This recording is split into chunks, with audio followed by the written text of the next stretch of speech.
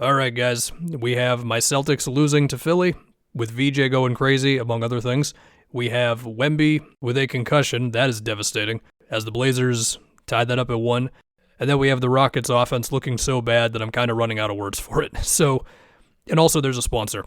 We are going to start with the Lakers and the Rockets, where I think like most people, I just thought, well, no Luka, no Reeves, even with the Rockets' half-court offense problems, the Rockets should win this, especially now that KD is back. But oh my goodness, every offensive problem that has been talked about with the Rockets this year, dealing with Kevin Durant double teams, spacing, lack of ball movement. Maybe you have a set that you want to run, but the spacing's not good enough. Şengün finishing, especially in one-on-ones and hook shots and all that.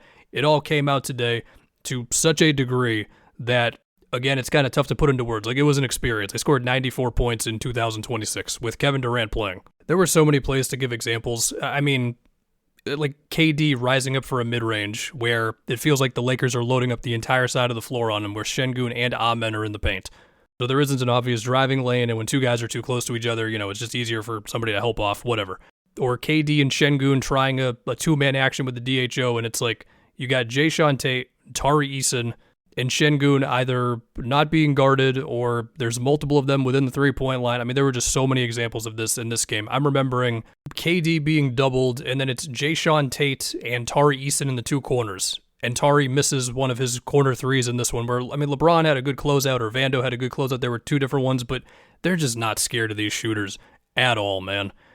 And then we're not even getting to just the process of it all, where they know the double's coming, and so often KD is just at the top of the key. I mean, if you have Rui like denying him the ball, and then he eventually flows into something with Şengün, but then they switch it to where like Marcus was just kind of everywhere defensively, like depending on the matchup, to where he was switchable all over the place.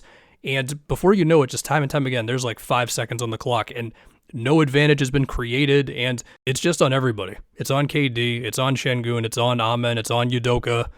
I don't think there's a single Rockets fan that is a fan of Ime Udoka right now.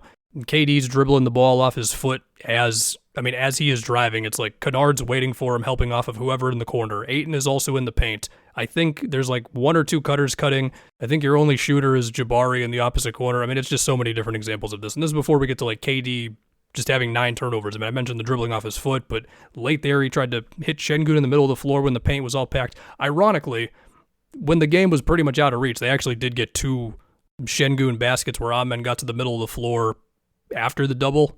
Like, that's the idea here, but I mean, the execution was just so bad and slow, and I mean, every single play, it just felt like there were who knows how many bodies just surrounding Kevin Durant, not scared of what was happening around them.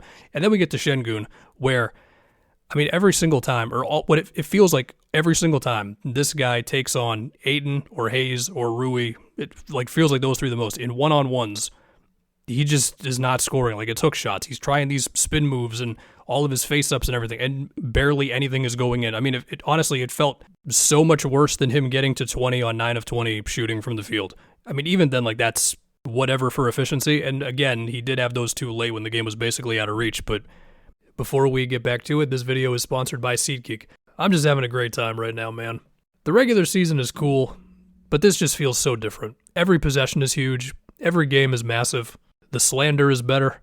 Everything's better in the playoffs. And if I wanted to go to a playoff game or any sporting event or concert or a bunch of things, that I would use SeatGeek, as I have before, and it's always been good. With over 28 million downloads, SeatGeek is the #1 rated ticketing app. There are over 70,000 events listed on SeatGeek. Every ticket is backed by their buyer guarantee, and you can use my code FunkyDiabetic10 for 10% off your next order at SeatGeek. Each ticket is rated on a scale of 1 to 10, so you know you're getting a good deal. Just look for the green dots. Green means good, red means bad. One more time, FunkyDiabetic10, 10% off. Make sure to click the link in the description to download the app and have the code automatically added to your account. I have 10 seconds left. Apparently the Red Sox are not good right now. Do not ask me why. I have no idea. If they're good in a month and a half, I might lock in a little bit.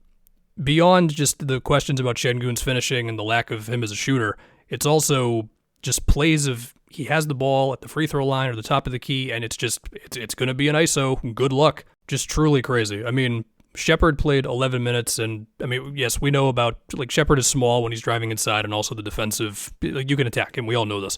But pretty much all season, it has felt like the only real chance the Rockets have of being a great offense, or I shouldn't say great, close, as good of an offense as they can be, is with Shepherd on the floor, and you just got to deal with the other stuff. But instead, it's these Okogie minutes or these Aaron Holiday minutes. I mean, there were multiple possessions here of just like, we didn't find anything. Aaron Holiday, can you please take a tough three? It's too bad Dorian Finney-Smith just lost his jump shot. This was the fear when Fred went down, and Adams getting hurt also didn't help this. Okay, that's like 4 minutes on the Rockets' offense being bad. As far as the Lakers go, this is like the dream Luke Kennard. Every fan base who's had Luke Kennard has been waiting for him to be this confident and aggressive in his shot, regardless of the set you put him in, right? Marcus, it's funny, like LeBron, I think he beat like 2 or 3 Rockets doubles in that fourth. It's like just the contrast of it all. Where the Lakers, this whole game was a struggle for both teams, but one side's missing Luka and Reeves.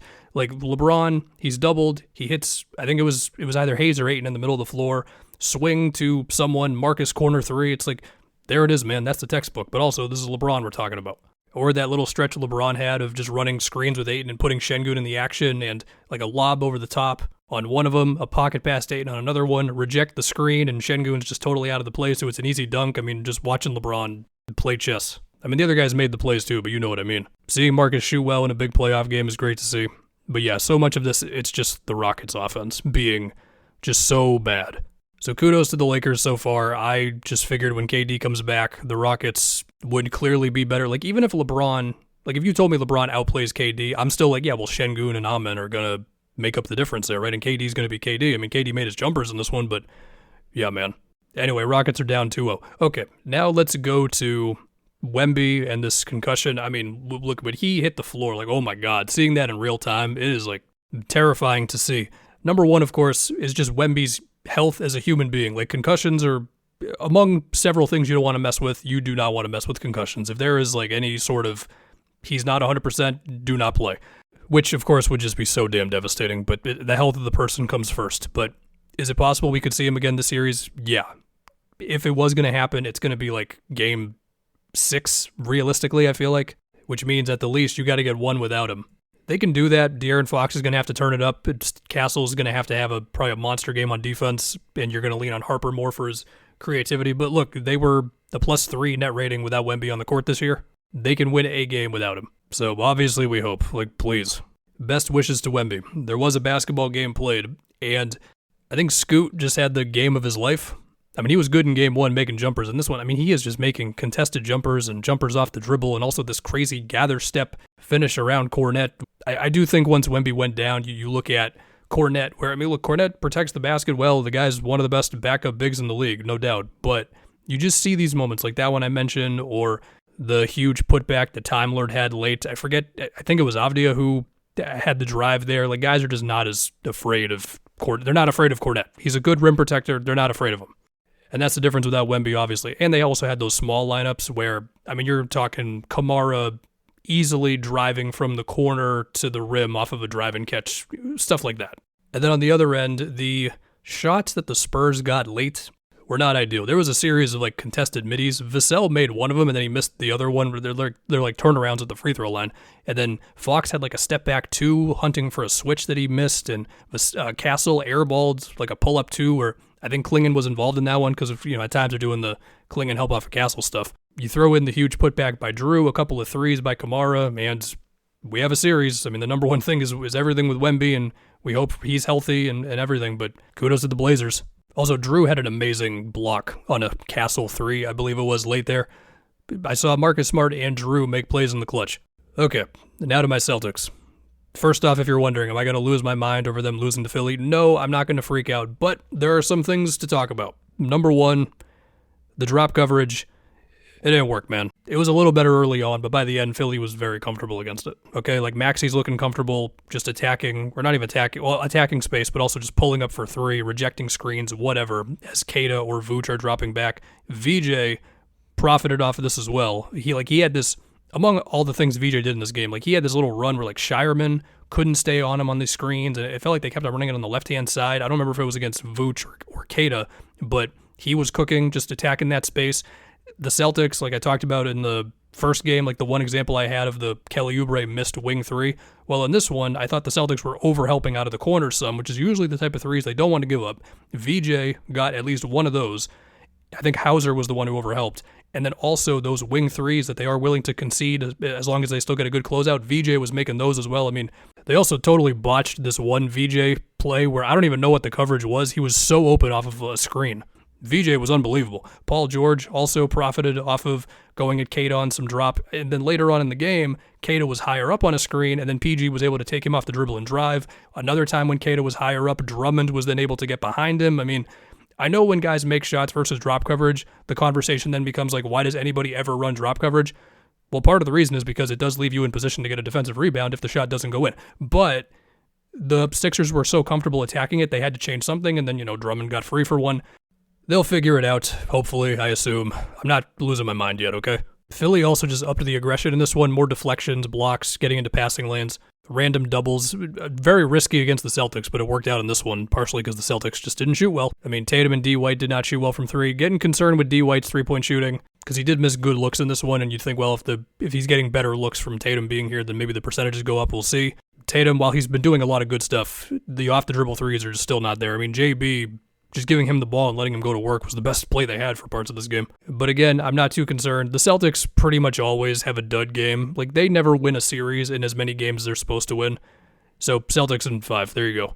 Although Philly winning a game does give Embiid more time to come back, so there is that. Best wishes to Joel as well from his appendicitis.